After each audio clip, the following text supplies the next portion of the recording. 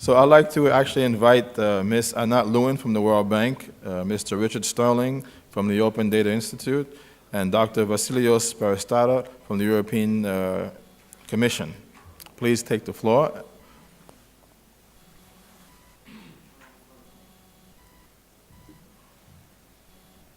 We're going to just change the name tags quickly and then match it up there. You have a seat there. Yeah, it'll be easier.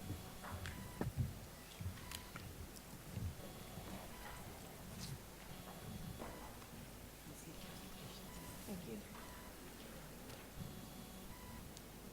You guys ready? Okay, good.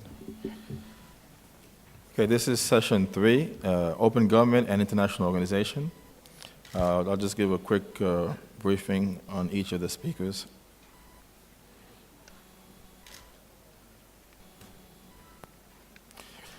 Okay, Anat is an ICT policy specialist for the World Bank, an ICT sector unit. She manages World Bank investment project and technical assistance activities in the area of open data, e-government, cybersecurity, cloud computing, ICT public-private partnership, IT industry development, ICT statistics.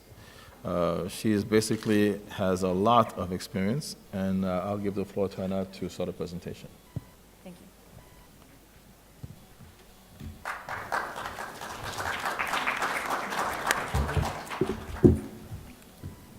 Thank you very much. I'd like to thank the Emirates ID Authority and the United Nations as well for inviting me today to speak to you. What I'd like to cover today is open data work at the World Bank to give you all an idea of the types of activities that we have undertaken at the World Bank over the last few years and will be undertaking in the future. So I'll talk about the World Bank's own open data platform for a bit, then give you a small introduction to economic value of open data. I'd like to spend most of my time on the Open Government Data Toolkit and the Open Data Readiness Assessment that the World Bank has, and I'll go into more detail later, and give you also one deep dive example of an Open Data Readiness Assessment that we've done fairly recently in the Caribbean. Also talk about some of the activities we've done in other countries, in Moldova and in Kenya, and then give you a bit of an intro also onto the World Bank's Partnership for Open Data and its activities. So, until a short time ago, the World Bank actually used to sell its data, and that's not something that's unusual. A lot of agencies spend considerable amount of budget in creating data, and that budget was required to keep those activities afloat, and the World Bank was no different. So when I joined the World Bank about 14 years ago, the statistical group produced atlases, produced web-based databases, produced CD-ROM-based databases, and our flagship report, the World Development Indicators, and all of this required funding, and so these data publications were sold. But the World Bank itself decided to undertake an open data initiative, and it launched in April 2010. And it essentially made these data sets that had initially been proprietary, free, open, and easy to access for anybody in the development community and the academic community and the business community. Anyone who wanted to use the data could use it free of charge. They could do anything with it, be it for commercial or non-commercial purposes.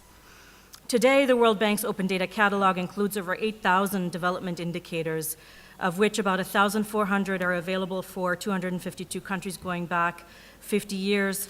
There are also about 36 aggregate groupings. All of this is available in 5 languages, and it's expanding. So just to give you an idea of what that looks like, this is data.worldbank.org. You can visit it anytime. You can look for data by country. You could look for it by theme, by topic. You can look for specific indicators. And then there's also information about how to use the data. All of this is downloadable in various different formats, whatever format you like, Excel, as well as some data charting and mapping, data mapping formats. It's also available in 5 different languages, and you'll see that it's available in Arabic as well.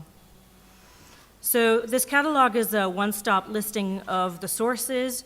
You can download the entire data set, or you can use an access query tool. Once you've queried your own interesting data sets, you can download them to Excel, you can create a world map and plot the data onto the map and then download the map. You can create different types of graphs, bar graphs, pie charts, and download those. You can also grab a link to the data and send the link to somebody, so it's very easily shareable. So there's lots of different opportunities to use data there, and we hope very much that you'll make use of it. One other thing to say here is that Google has since grabbed this data and the API that make the sharing very easy and accessible. And so when you go into Google and you ask for, what's the population of the Emirates, or what's the, what is the, any number of these 8,000 indicators, Google will grab the data automatically from the World Bank database and display it as sort of the first search result in the bar. And all of this is also connected to innovation challenges and prizes that we've had for developers to use the data and do different things with it. Very briefly, we at the World Bank would like to look sort of at the economic value of open data. We talk a lot about transparency, and that's certainly one of the benefits and aspects of opening data sets, but we really want to make sure that the message comes across that when you open data, you can actually create economic value. So a number of the studies that have been undertaken in this are listed on the slide, and some of the information is listed on the slide. Some of it is a bit older. Some of it is, there are a number of different results that come through the studies. Some are more conservative, some are more aggressive. But the main message is that there's really a lot of value in opening up data, because the business community can take the data and create new value with it, creating apps or creating other types of services that they can sell. So in the EU, open data increases business activity by up to 40 billion euros a year and provides direct and indirect benefits up to 200 billion euros a year, which is about 1.7% of EU GDP. So this is a little bit of an older study, and there have been a few others to update it. And I think we need to engage in a little bit of more of an updated study on it, which is probably something that we'll do in the World Bank as part of the upcoming World Development Report. Open weather data. Weather is really one of the killer data sets, weather, transport. Open data in the US in weather has created 400 companies employing 4,000 people. A Spanish study has found an increase of about 600 million euros of business from open data, with the creation of over 5,000 jobs. And an Australian study found an ROI of 500% from opening data. So as I mentioned, mapping and transport data in particular have given rise to entire new industries, including a suite of global positioning system products. All of the GPS products that we use in our day-to-day lives now when we drive are based on open data of traffic and roads. And then there are mashups that combine these with mapping data and public transportation data. So there's really a lot of good things that can happen. So these are the areas in which the World Bank has provided technical assistance on open data. The countries on the right, including Afghanistan, Antigua, Burkina Faso, et cetera, are the countries where we've already undertaken activities in open data and provided technical assistance. The countries on the right-hand side are the ones that are planned for 2014. So you'll see that we're starting to be active across the globe in these areas. Another resource that we've got available on our website is the Open Government Data Toolkit. So this toolkit is designed to help you plan and implement your open government data program, and also provides best practices and lessons learned to avoid common pitfalls. So it has the following 5 areas. It looks a lot at technology options for open data systems. It looks at how to help you engage with the demand side, how to manage the supply and the quality of your data, and the readiness assessment tool that I'll be going into more detail on, and also gives you a bit of information about open data essentials.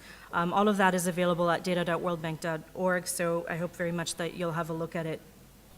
So looking more at open data readiness assessments. ODRAs are a tool to give you an action plan about how to engage with your open data initiative. So it's designed to build a custom-tailored tool for each country. You can also do it at the subnational government level, you can do it at the city level, or even for a sector, you can do a health ODRA, or you could do a finance ODRA, or even sort of a disaster resilience ODRA. But the point is that it is a tool to do a deep dive into assessing how ready you are to open up data sets and then provide you with an action plan. It looks at a set of 8 subject areas that we consider necessary for developing an open data initiative, and the output is an action plan, as I mentioned, and a recommendations list for this particular country. I wanted to clarify that it's not a ranking exercise, so even though there is an assessment portion, there are no rankings that are provided to countries. And so most of the countries that I've listed here, we've actually conducted ODRAs in on the left-hand side, and we will be conducting ODRAs in on the right-hand side to give us an idea of how to proceed with the Open Data Initiative. So looking at the methodology of the ODRA, which is publicly available on our website as well. You can use it as a self-assessment tool. What we found is that most client countries would like our help with it, so we've been helping most of them, but it is available for you to undertake on your own if you wish. It looks at 8 pillars. The first one is the leadership pillar, and here it really looks at who are the champions of open data in a particular country. So for example, here it's clearly the Emirates ID Authority. In other countries, it might be the e-government agency, and in another country, it might be the ICT ministry, or it may be the head of state office. It could be any agency, but really the important thing is to assess where's the leadership on open data in the country, who's the champion, how empowered are they? Secondly, we look at the policy and the legal framework. We look at issues on data licensing and open data licensing. Is there an open license for government data? We look at issues like data privacy, which data sets can be opened, what are the privacy laws in the country. Thirdly, we look at the institutional structure related to open data. Who has the data? Who is empowered to publish the data? What is the National Statistics Office in relation to the institutional structure for open data? And how do we see an open data initiative working in this country? Fourthly, we look at the data within government. What statistics does the government have? What format is it in? Is it in best practice format, international standards applied? What does the metadata look like? Is it mostly in paper? Is it already digitized? So we do an assessment on sort of the major data sets and the structure that they're in. The fifth pillar looks at the demand side and citizen engagement, which is really important. A number of the other speakers have mentioned it as well. It looks at who's interested in this data, what data are they interested in, what could they use the data for, what demands or requests have already been made of the government, what's the tool through which government receives those requests for data, who is listening and responding to those requests, are there such things as tech camps or hackathons, or what is the media doing? All of that is sort of in this fifth element. 6 is the open data ecosystem, and here it really looks sort of holistically at whether the ecosystem in the country is ready for an open data initiative. 7th is financing. You obviously need to allocate budget if you would like to undertake an open data initiative. So looking at what budget are available either from the country itself or through grant financing or through World Bank loan or other sources, essentially assessing what level of financing is available for what needs to be done. Lastly, technology and skills infrastructure. Here we're looking at the IT infrastructure in the country. What does the telecommunications network look like? What is the interoperability between databases? What structure do the databases have? So you see here, it's a fairly comprehensive set of pillars, a very comprehensive framework. Each one of these has sub-parameters that are analyzed. And as I mentioned, all of this is described on our website. And then we have sort of a red, orange, or green light on most of these sub-parameters. And then there's a set of recommendations for each one of these parameters that are then sort of collated together into the action plan. So I wanted to give you an example of what one of these ODRAs looks like in terms of processing and how it's implemented. And I'd like to do that with the Antigua and Barbuda Open Data Readiness Assessment that we undertook last year. They're fairly inexpensive, about $75,000 In the case of Antigua, this was made available through grant funding. But it could be, from the country's own budget, or it could be as part of a World Bank project. There's a number of different ways in which these ODRAs have been financed. The World Bank provides an ODRA team of experts, usually a senior person, a junior person, and a number of other sort of people that are part of the ODRA team on the bank side. What's interesting with this activity is that it's not sort of similar to a consultancy activity per se, where the consultant comes in and has all of the people on their team. This is really a joint effort together with the country. So the country is requested to provide a counterpart team that becomes part of the ODRA and is available throughout the process of the ODRA. And that counterpart team is, in the case of Antigua, was 5 people, but it includes a local lawyer because we need to know about the local data privacy issues, and we need to know about the local government licensing, data licensing issues, and what could possibly be done for any reforms that may be needed. It includes a government IT person who understands the IT infrastructure, the database infrastructure. It includes somebody from the National Statistics Office who can explain how data are collected and stored, and it typically includes a project leader also on the client side. So these basically round out a team of people that have expertise in open data, in e-government, legal, statistics, IT, and also the local context. There's about 3 to 4 weeks intensive preparation before the people hit the ground. So those include weekly coordination conference calls and extensive email communication so that everybody is ready. All the documents have been selected, all the documents have been shared, everything from a Freedom of Information Act to various other documents that relate to open data. All of those have sort of been shared and people have read them in advance of going to the country. So in the case of Antigua, we had a 1-week mission in April 2013. The mission consisted of a public forum to launch the ODRA, which was really sort of a media event. The media was extremely interested in the ODRA, and it was covered very widely in radio and television and in the newspapers. There were blogs written about it. So it really created quite a splash, and there's a lot of interest. And I think that might be one of the things that government should be aware of is how much the media is interested in these sort of events. Over the course of a week, we had 24 interviews with government officials, ranging all the way from heads of statistics offices within ministries to ministers. We had meetings with Chamber of Commerce, information commissioners, IT developers, the media, the local academic community, and essentially anyone who might be using the data as well as the government agencies. Just after the mission ended, there was a seminar at the World Bank that included the country over VC to report on the preliminary findings, and then we went to writing the Open Data Readiness Assessment. So again, it's the assessment plus an action plan that was being written. It was presented to the government in June 2013, so it was really quick from April to June. Typically it does take a little bit longer, but we had some timing constraints because of this particular grant timeline. So, you can see it's quick.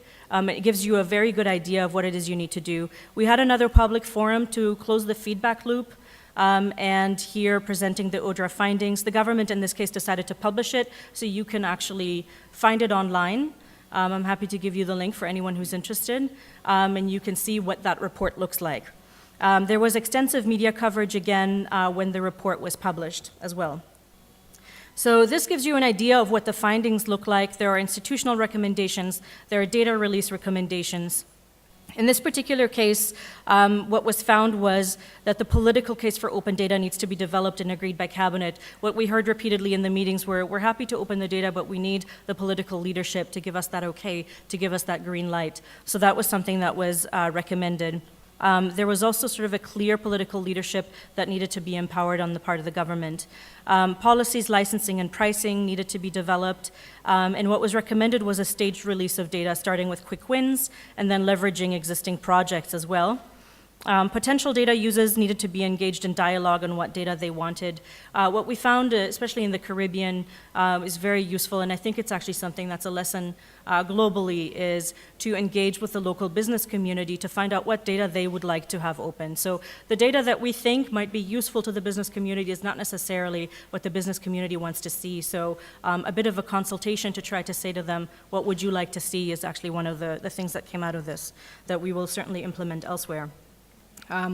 So looking at the quick win data sets in this particular case were weather and education data. They needed minimal reformatting and they were quite useful. Data requiring additional work in order to mash up also with mapping, included disaster management. I'm sure you're aware the Caribbean is exposed to many natural disasters and hurricanes. And so weather data and mashing up with disaster management, mashing up with mapping data is one of the sort of very important applications for open data. Business identifiers were important, registers of professionals, et cetera. I maybe won't go through, sort of the details of the Antigua and Barbuda situation, but just to show you that we're looking at what are the quick wins, what are the phases after that, how should the data be published, and in what phases, and what comes first, what comes second, and how can you do it. So as I mentioned, this is actually coverage from one of the regional business magazines. So you see that it got a lot of coverage. What were the immediate outcomes? The minister in charge of ICT, who's actually to my right in this photo, his name is Dr. Mansour, so he's Antiguan, but you can hear from the name that his family ancestors came from this region. He appointed an open data readiness unit and its head. The unit is working to upload the quick win data sets identified by the ODRA already. So they're doing it in a basic sort of web format until the Open Data Initiative kicks off. The cabinet is considering an open data declaration. There was a separate team working on open data for disaster resilience, and they've gone to Antigua and installed a GeoNode platform that has open source spatial data, open data information. And the assessment actually unlocked grant funding, additional grant funding, to implement some of the recommendations that have come out of the ODRA, and we'll be doing that over the course of the next 2 years. So, 3 minutes, okay. So this is just an editorial in one of the newspapers that was quite positive. Just to show you, this is actually not Antigua, it's St. Vincent, but it gives you an idea of what it looks like after one of the storms hit. You've got broken bridges and broken roads. And this is one of the layers of shelters, actually, and this is the map of Antigua and Barbuda of the GeoNode server that's been installed as one of the recommendations coming out of the ODRA. And you can see already that people can start working with this. It's early days, and we'll see more over the next 2 years, but to give you an idea. So now that I've talked to you a lot about assessment, I wanted to very briefly go over also some of the implementation that come after the assessments. What we found in the implementation phase is that we're looking at launching open data initiatives, digitizing data sets are usually some of the recommendations that come out of the ODRA that we help countries with. We address the legal issues that I mentioned earlier as part of the technical assistance. There's open data platforms that are built and populated. What we can't stress enough is engaging with the developer community, making sure that that dialogue is ongoing, not just at the beginning, making sure that they know how to use the data, that there is somebody who answers their questions about other data or new data that could be opened. Making the data easy to understand. Our friends who work in statistics will know that some of these data sets could be fairly unwieldy to understand, so the government needs to help the business community understand how to read the data. This could be done through visualizing open data sets or mashing them up with geotagged and geocoded data so that they could be mapped. Again, continuing engagement with the demand side through hackathons and innovation challenges and app competitions. Those are things that we found to be quite useful in engaging with them. There's also media training that we conduct. So there's one sort of service that we have that will help countries teach the media how to use the open data, and of course continuing to open data sets. So this is what one of the activities might look like. This happened in Moldova a couple of years ago.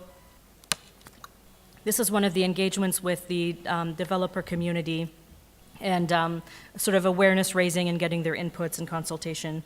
Moldova's open data platform was launched in April 2011. And it was upgraded, so it can also, give you an idea of how to do this incrementally. You just get the data out in the first sort of way that you can do it, and then you can, of course, upgrade later. The number of data sets they have right now is 732. They have 19 externally hosted applications. 38 different agencies within Moldova are publishing their data. The most active are the Ministry of Health and the Ministry of Interior. They're using an open source platform of CCAN and Drupal. and the agencies have a way to upload the raw data directly onto the portal. About 3,000 unique visitors per month and about 7,000 to 10,000 downloads per month for the Moldova Open Data Platform.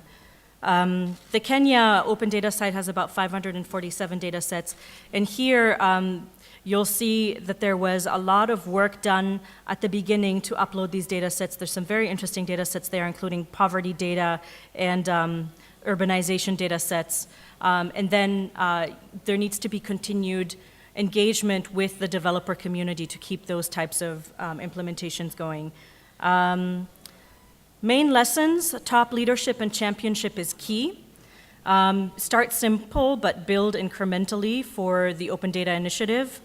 The quality improves when data is opened. My fellow speakers have made those points as well. When you say my data is maybe not accurate, it has mistakes, it has errors, I don't really want to open it. If you open it and you have dozens or hundreds of other eyes looking at your data, it is much more easy to spot the errors and the mistakes, and when those are then pointed out to you, you can fix the data. So it's actually a very effective and efficient tool to try to get accurate data. Making data easy to understand, I've mentioned that already, and of course we can never mention enough to talk to the demand side. We also have analytical work at the bank that I can talk to you about, and the Partnership for Open Data is a partnership between the World Bank, the Open Data Institute, and the Open Knowledge Foundation. I'll wrap up in just a couple of slides, so thank you. The global partnership helps policymakers and citizens in developing countries understand and exploit the benefits of open data. So a lot of what I talked to you about just now, open data readiness assessments and technical assistance to countries, we're doing also in partnership with the Open Data Institute and the Open Knowledge Foundation.